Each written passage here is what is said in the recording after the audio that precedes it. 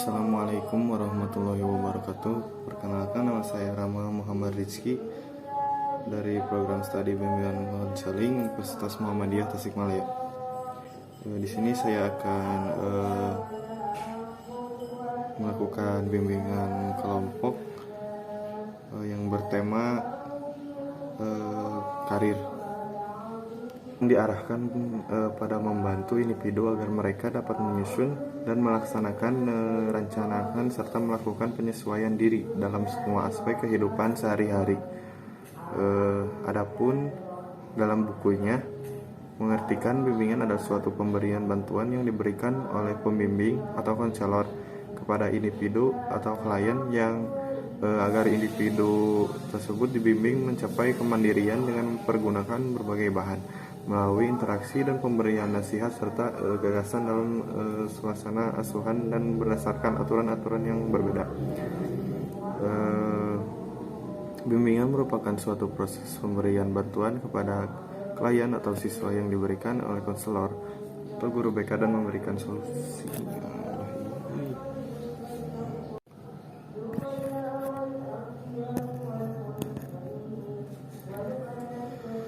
Pengertian bimbingan karir. Bimbingan karir menurut BP3K 1984 dalam Ruslan A.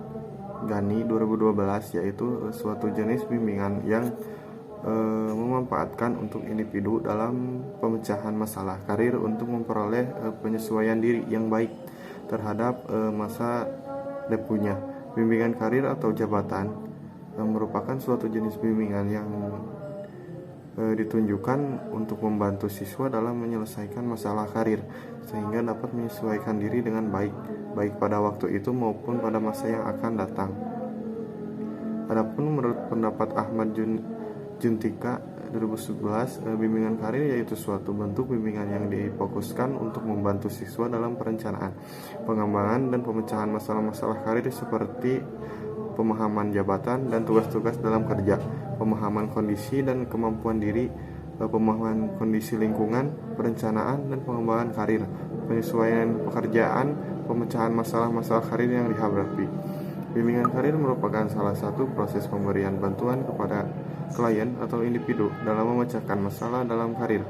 Sedangkan menurut Juntika dalam bukunya mengemukakan bimbingan karir yaitu bimbingan untuk membantu individu dalam membuat perencanaan, pengembangan, dan penyelesaian masalah-masalah karir seperti pemahaman terhadap jabatan dan tugas-tugas kerja, pemahaman kondisi dan kemampuan diri atau pemahaman kondisi lingkungan, perencanaan dan pengembangan karir, penyesuaian pekerjaan, dan penyelesaian masalah karir yang dihadapi. Menurut Munandir, bimbingan karir adalah proses membantu siswa atau konseli dalam hal memahami dirinya, memahami lingkungan, khususnya lingkungan berupa dunia kerja, menentukan pilihan kerja, dan akhirnya membantu menyusun rencana untuk mewujudkan keputusan yang diambilnya.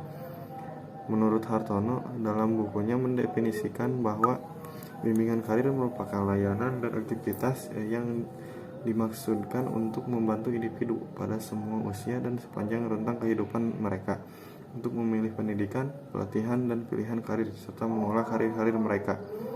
Pengertian ini lebih memfokuskan bahwa bimbingan karir merupakan proses bantuan yang diberikan konselor, guru pembimbing kepada klien atau siswa untuk sekelompok siswa atau konseling agar mereka dapat memahami dirinya, memahami lingkungannya berupa dunia kerja dalam upaya mengambil keputusan untuk menemukan pilihan. Dari beberapa pendapat tersebut dapat disimpulkan bahwa bimbingan karir yaitu suatu bentuk bimbingan yang diberikan oleh konselor atau guru BK kepada klien atau murid dalam memberikan arahan atau bimbingan mengenai perencanaan, pemilihan, dan pemecahan masalah karir sehingga dapat memahami diri, memahami lingkungan karirnya, dan mencapai kemandirian dapat mempertahankan karirnya dalam kehidupan di masyarakat. Yang selanjutnya ada aspek-aspek bimbingan karir menurut Tohirin. Beberapa aspek masalah karir yang membutuhkan pelayanan bimbingan karir di sekolah yaitu yang pertama pemahaman mengenai dunia kerja, yang kedua peranan dan pemilihan karir atau jabatan profesi tertentu, yang ketiga penyediaan berbagai program studi yang berorientasi karir, yang keempat ada nilai-nilai kehidupan yang mencakup karir, yang kelima cita-cita masa depan, yang keenam minat terhadap karir tertentu, yang keenam kemampuan penguasaan terhadap karir tertentu, yang ketujuh harapan dari keluarga, yang kedelapan masa depan karir yang akan diperoleh, yang kesembilan penyesuaian diri terhadap tuntutan, yang ke-9 pasar kerja, yang ke-10 kemungkinan pengembangan dalam karir. Secara umum tujuan bimbingan karir dan konseling menurut Anas Salahuddin yaitu yang pertama memiliki pemahaman diri. Memiliki pemahaman diri itu yaitu kemampuan minat atau kepribadian yang terkait dengan pekerjaan. Yang kedua memiliki pengetahuan mengenai dunia kerja dan informasi karir yang menunjang kompetensi kerja. Yang ketiga memiliki sikap positif terhadap dunia kerja, dalam arti jadi mau bekerja dalam bidang pekerjaan apapun tanpa merasa rendah diri, asalkan bermakna bagi dirinya gitu dan sesuai dengan norma agamanya. Yang keempat memahami relevansi kompetensi belajar, kemampuan menguasai pelajaran dengan pernyataan keahlian atau keterampilan bidang pekerjaan yang menjadi cita-cita karirnya masa depan. Yang kelima memiliki kemampuan untuk membentuk identitas karir dengan cara mengenali ciri-ciri pekerjaan, kemampuan yang dituntut lingkungan sosiopsikologis pekerjaan, prospek kerja, kesejahteraan kerja. Yang keenam memiliki kemampuan merencanakan masa depan, yaitu merancang kehidupan secara rasional untuk memperoleh peran-peran yang sesuai dengan minat, kemampuan, dan kondisi kehidupan sosial ekonomi. Yang ketujuh mengenal keterampilan, minat, dan bakat keberhasilan atau kenyamanan dalam suatu karir amat dipengaruhi oleh minat dan bakat yang dimiliki. Oleh karena itu, setiap orang baru memahami kemampuan dan minatnya dalam bidang pekerjaan, apa yang dia mampu, dan apakah dia berminat terhadap pekerjaan tersebut. Yang kedelapan, memiliki kemampuan untuk menciptakan suasana hubungan industrial yang harmonis, dinamis, berkeadilan dan bermartabat. Kegiatan yang tercakup dalam pengembangan diri diantaranya pemecahan masalah pribadi dan kehidupan sosial, penanganan masalah belajar, pengembangan karir, dan kegiatan-kegiatan yang tercakup dalam ekstrakurikuler. Pengembangan diri pada sekolah di tempat ia menempuh pendidikan, terutama diunjuk untuk bidang karir dan pengembangan kreativitas dan konseling. Yang selanjutnya ada tujuan bimbingan karir di sekolah. Ada beberapa ahli yang menjelaskan pendapatnya mengenai tujuan dari bimbingan karir, yaitu merumuskan bimbingan karir yang diperuntukkan untuk di sekolah agar siswa dan konseling memperoleh pemahaman tentang dunia kerja, peluang-peluang kerja yang terbuka, dan mengembangkan sikap kerja yang positif serta keterampilan menyusun rencana dan pengambilan keputusan kerja. Bimbingan yang dimaksud di sekolah ini disiapkan untuk para siswa atau konseling yang merencanakan karir, baik dalam pemahaman tugas-tugas maupun rasa tanggung jawab dalam dunia kerjanya. Bimbingan karir di sekolah dibutuhkan karena dapat membantu siswa dalam mendapatkan berbagai informasi tentang dunia kerja serta untuk mendapatkan pemahaman diri dalam dunia kerja.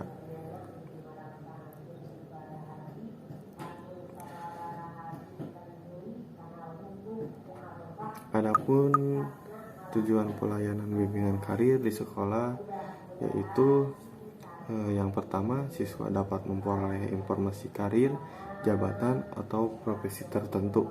Yang kedua, siswa dapat memperoleh pemahaman tentang karir, jabatan, atau pekerjaan atau juga profesi tertentu. Yang ketiga, siswa mampu merencanakan dan membuat pilihan-pilihan karir tertentu setelah selesai dari pendidikannya. Yang keempat, siswa dapat menyesuaikan diri dengan karirnya tersebut. Yang kelima, siswa mampu mengembangkan potensi karirnya kelak setelah selesai dari pendidikan. Dengan kata lain, tujuan dari bimbingan karir yaitu yang kelima, ada fungsi bimbingan karir. Bimbingan karir ini perlu dan penting untuk diberikan kepada para siswa baik SMP maupun SMA dengan fungsi alasan sebagai berikut. Yang pertama, para siswa di tingkat SMA pada akhir semester 2 perlu menjalani pemilihan program studi atau penjurusan. Apakah memilih program 1, 2, 3, dan 4. Kenyataan menunjukkan bahwa program A5 secara praktis belum atau tidak dapat berlangsung walaupun ada kata memilih, namun sebenarnya telah adanya batas tertentu dalam pengambilan program karena ada persyaratan yang terkait dengan prestasi akademik dari siswa yang bersangkutan. Penjurusan itu jelas akan menemukan masa depan siswa. Dalam pemilihan ini diperlukan kecermatan serta perhitungan yang matang dan tepat. Oleh karena itu siswa memerlukan adanya bimbingan. Yang kedua, kenyataan menunjukkan bahwa tidak semua siswa yang tamat dari SMA itu akan melanjutkan pendidikan yang lebih tinggi. Siswa yang akan langsung terjun ke dunia kerja tentu memerlukan bimbingan karir agar siswa dapat bekerja dengan senang dan baik. Yang ketiga, siswa SMA merupakan angkatan kerja yang profesional. Mereka lah yang akan menentukan bagaimana keadaan negara yang akan datang. Mereka merupakan sumber daya manusia dalam pembangunan. Oleh karena itu diperlukan persiapan yang sebaik-baiknya untuk menghadapi masa depan serta menyiapkan dengan pekerjaan atau jabatan-jabatan yang sesuai dengan potensi yang ada pada diri mereka. Untuk mempersiapkan hal tersebut diperlihatkan bimbingan karir. Yang keempat, pada kenyataannya para siswa SMA sedang berada dalam masa remaja yang merupakan masa peralihan dan masa anak ke masa dewasa. Pada umumnya mereka belum dapat mandiri sehingga masih memerlukan bantuan dari orang lain untuk menuju kemandirian. Sehubungan dengan itu mereka memerlukan bimbingan termasuk bimbingan karir untuk menyiapkan kemandirian dalam hal pekerjaan. Yang kelima, siswa SMP juga membutuhkan bimbingan tersebut baik untuk melanjutkan pendidikan yang lebih tinggi maupun untuk mencari pekerjaan. Karena sesuatu sebab tidak dapat melanjutkan sekolahnya. Dengan demikian, jelaslah manfaat bimbingan karir ini. Pada pembahasan educational guidance and educational guidance. Yang keenam, metode bimbingan karir. Metode bimbingan karir yaitu lebih mengacu pada teknik-teknik bimbingan dan konseling, yaitu bimbingan kelompok dan pendekatan secara individual. Metode yang pertama yaitu dengan konseling individual. Konseling yaitu suatu proses pemberian bantuan secara langsung, yaitu secara face to face kepada klien yang diberikan oleh konselor dalam menyelesaikan masalah-masalah yang dihadapinya. Dalam pemberian konseling biasanya konselor bersifat simpati dan empati kepada klien. Simpati itu yang artinya menunjukkan sikap turut merasakan pada yang sedang dirasakan oleh klien tentang permasalahannya. Sedangkan empati yaitu berusaha untuk menamparkan diri dalam situasi diri klien dengan segala masalah yang dihadapinya. Dengan cara ini, klien dengan segala masalahnya dapat lebih berkurang. Sikap simpati dan empati menjadi klien merasa sepenuhnya kepada konselor, sehingga ini sangat membantu keberhasilan dalam suatu konseling. Yang selanjutnya ada metode penyampaian dalam bimbingan karir. Adapun menurut Ruslan dalam bukunya, metode yang dimaksud yaitu bagaimana cara menyampaikan dan cara penyajian bimbingan karir tersebut. Selain metode-metode yang sudah dikenal seperti ceramah, tanya jawab, tugas, demonstrasi, dan sebagainya, metode yang baru dikenal yaitu dengan sistem modul.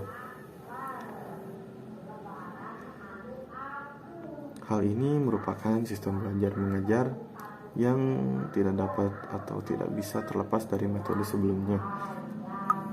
Dalam penyajian bimbingan karir, para siswa dalam teknik layanan bimbingan dikenal dengan istilah bimbingan kelompok yang mengandung arti sebagai proses bantuan yang diberikan kepada individu atau siswa dengan melalui situasi kelompok. Penyajian ini dipilih atas dasar bahwa yang pertama, masalah karir merupakan masalah umum bagi para siswa.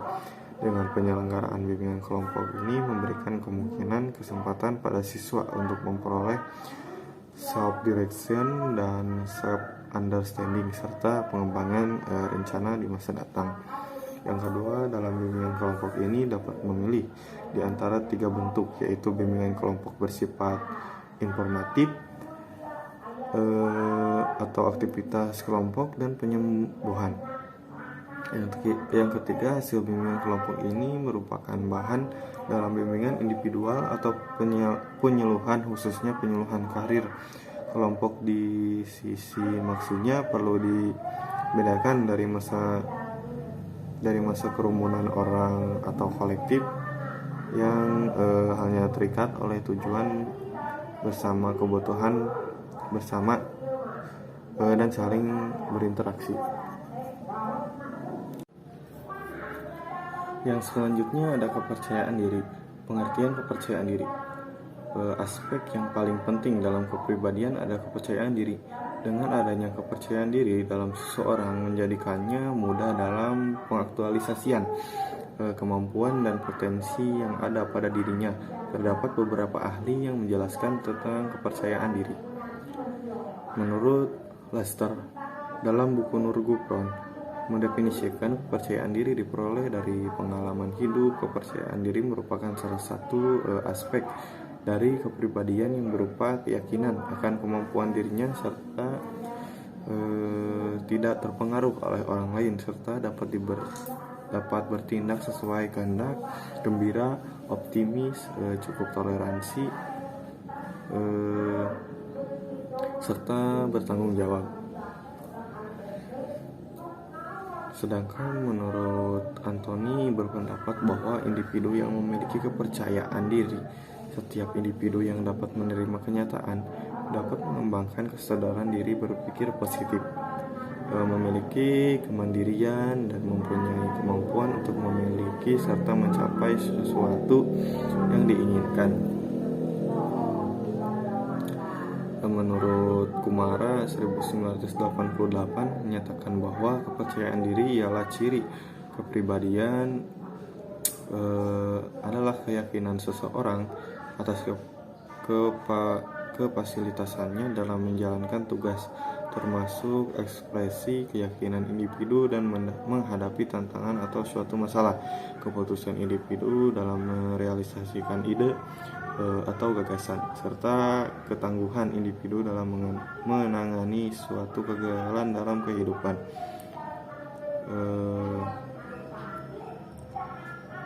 Yang selanjutnya ada karakteristik kepercayaan diri yang rendah. Individu yang kurang dalam kepercayaan diri biasanya memiliki karakteristik ialah yang pertama, tidak mempunyai sesuatu. Dalam hal ini adalah keinginan, tujuan, serta target yang diperjuangkan secara sungguh-sungguh. Yang kedua, tidak memiliki keputusan melangkah.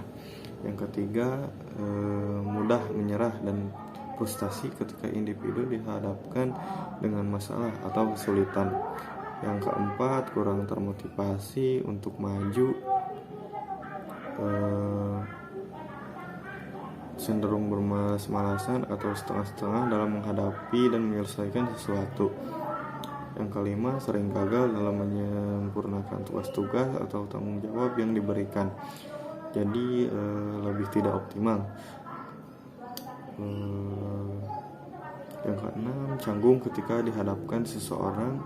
Yang ketujuh, tidak mampu mendemonstrasikan kemampuan berbicara dan kemampuan mendengarkan yang meyakinkan.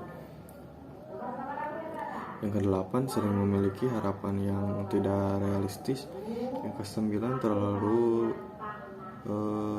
perfeksionalis. Dan terakhir, individu yang terlalu sensitif. Yang selanjutnya ada ciri-ciri orang yang mempunyai kepercayaan diri. Individu yang memiliki kepercayaan diri mempunyai ciri-ciri seperti tidak mementingkan diri sendiri, bisa disebut toleransi, tidak membutuhkan dorongan orang lain, optimis dan selalu gembira.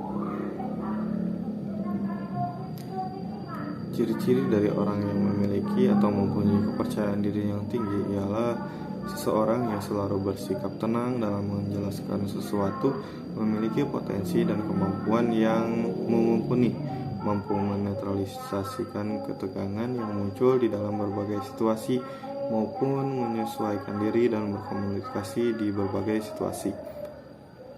Memiliki kondisi mental fisik yang baik, menunjukkan penampilan yang cukup, memiliki keahlian atau keterampilan nilai yang menunjang kehidupannya, misalnya keterampilan berbahasa asing, memiliki kemampuan bersosialisasi, memiliki latar belakang pendidikan yang cukup,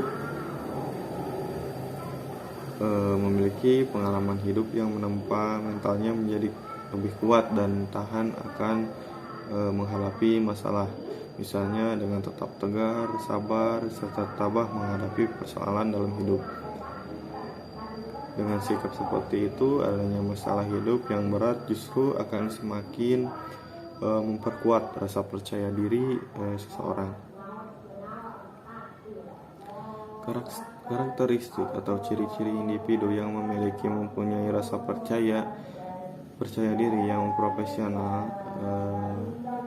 Yang pertama, percaya atas kemampuan atau kompetensi diri sehingga tidak membutuhkan komentar orang lain seperti pujian, pengakuan, penerimaan ataupun hormat dari orang lain. Yang kedua, berani menerima dan menghadapi penolakan orang lain, berani menjadi diri sendiri.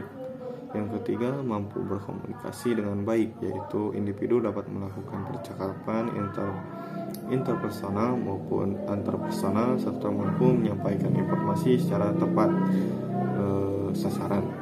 Yang keempat, memiliki internal locus of control, yakni memandang keberhasilan maupun kegagalan bergantung pada usaha diri sendiri dan tidak mudah menyerah pada nasib atau keadaan serta tidak bertanggung dan mengharapkan bantuan orang lain. Yang kelima, tidak terdorong untuk menunjukkan sikap kompromis demi diterima oleh orang lain atau kelompok. Yang keenam, memiliki harapan yang realistis terhadap diri sendiri sehingga ketika harapan itu terwujud, individu itu akan tetap mampu melihat sisi positif, cenderung stabil, serta mempunyai cara pandang yang positif terhadap diri sendiri, orang lain dan situasi di luar dirinya. Yang selanjutnya ada sebab munculnya kepercayaan diri. Kepercayaan diri yang dimiliki seseorang individu tidak didapatkan secara genetik atau turunan orang tuanya sejak lahir, melainkan terbentuk melalui proses bagaimana individu merespon bagaimana rangsangan dari luar melalui interaksi dengan lingkungan, yang dimana individu itu tinggal. Kita sering merespon berbagai rangsangan terhadap fenomena dari luar, kemudian kita mempersepsikannya. Ketika mempersepsikannya dengan negatif dalam melakukan sesuatu, maka yang akan ditimbulkan adalah perasaan yang tidak menyenangkan, dan kemudian akan menimbulkan perasaan untuk menghindarinya. Jika individu diterima oleh orang lain dan dihormati yang disegani karena keadaan diri individu tersebut akan cenderung bersikap hormat dan menerima diri sendiri. Namun jika sebaliknya, maka rasa untuk menghargai diri sendiri akan sekali. Oleh karena itu, sikap percaya diri akan terbentuk jika individu mampu untuk menghargai diri sendiri. Percaya diri tidak akan muncul dari seseorang individu dengan cara yang direkayasa, atau tidak akan muncul karena seseorang individu itu ingin muncul sesaat, melainkan sebuah konsekuensi alamiah yang terjadi pada individu tersebut. Sepaham dengan rasa percaya diri tidak muncul begitu saja pada diri individu, tetapi terdapat proses tertentu di dalam pribadinya sehingga terjadilah pembentukan rasa percaya diri tersebut. Terbentuknya rasa percaya diri yang kuat terjadi melalui yang pertama, terbentuknya kepribadian yang baik sesuai dengan proses perkembangan yang melahirkan kelebihan-kelebihan tertentu. Yang kedua, pemahaman seseorang terhadap kelebihan yang dimiliki oleh segala sesuatu dengan memanfaatkan yang dimiliki individu tersebut. Yang ketiga, pemahaman dan reaksi positif seseorang terhadap kelemahan yang dimiliki agar tidak menimbulkan rasa rendah diri atau rasa sulit menyulitkan diri. Yang keempat, pengalaman di dalam menjalani berbagai aspek kehidupan dengan menggunakan segala kelebihan yang ada pada dirinya. Jadi dapat disimpulkan beberapa pendapat dari para ahli di atas bahwa kepercayaan diri terbentuk dari dalam diri kita sendiri. Kepribadian yang baik akan sesuai dengan perkembangannya. Pemahaman terhadap kelebihan serta kelemahan yang dimilikinya untuk dapat memunculkan sikap yang positif dan memunculkan rasa percaya diri merupakan sumber kekuatan diri untuk dapat berkembang dengan lingkungan sosial. Yang selanjutnya ada macam-macam kepercayaan diri. Yang pertama, kepercayaan diri lahir. Percaya diri lahir yaitu memungkinkan individu untuk tampil dan berperilaku dengan cara memajukan kepada dunia luar bahwa individu yakin atas dirinya sendiri. Dalam memberikan rasa percaya diri di dunia luar, seseorang perlu mengembangkan keterampilan dan dalam 4 bidang yang berkaitan dengan kepercayaan. Di antaranya yang pertama,